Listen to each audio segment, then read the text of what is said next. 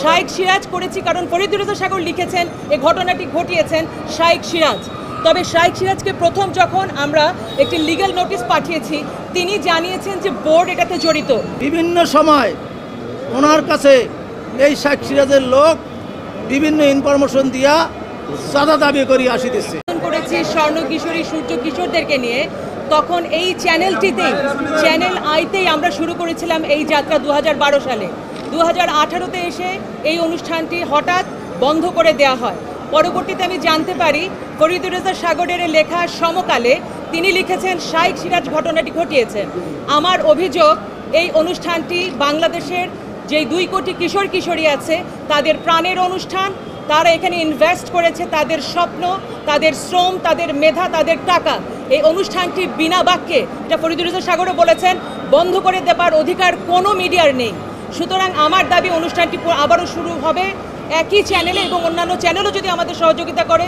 কিশোর কিশোরীদেরকে নিয়ে আমরা অনুষ্ঠান করতে চাই, আমরা তাদের পুষ্টি নিশ্চিত করতে চাই, বাল্যবিয়ে রোধ করতে চাই।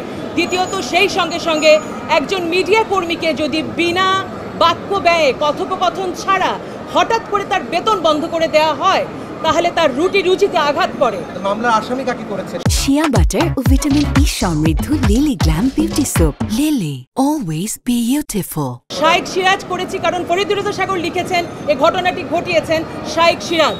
তবে শাইখ সিরাজকে প্রথম যখন আমরা একটি লিগ্যাল নোটিশ পাঠিয়েছি তিনি জানিয়েছেন যে বোর্ড এটাতে জড়িত।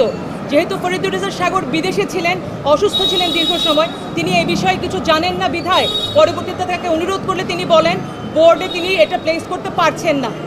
এরপরে আমি বোর্ডের, যেহেতু উনি লিখেছেন শাইখ সিরাজ, বোর্ডের সকলে এটার সাথে সম্পৃক্ত, বোর্ডের বাকি সকলকে এখানে সম্পৃক্ত করা হয়েছে।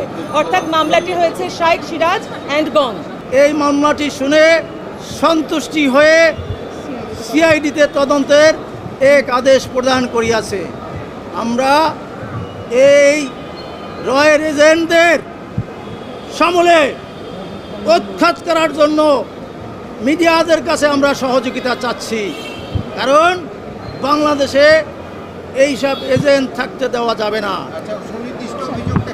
সুনির্দিষ্ট অভিযোগ ওনার 18 সাল থেকে এই পর্যন্ত প্রতি মাসে 1 লক্ষ টাকা করে বেতন এটা ওনাকে পরিশোধ করে নাই।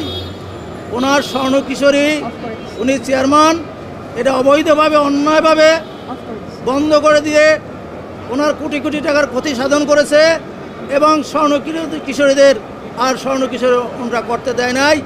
এবং বিভিন্ন সময় ওনার কাছে এই শাইখ সিরাজের লোক বিভিন্ন ইনফরমেশন দিয়া চাঁদা দাবি করি আসিতেছে।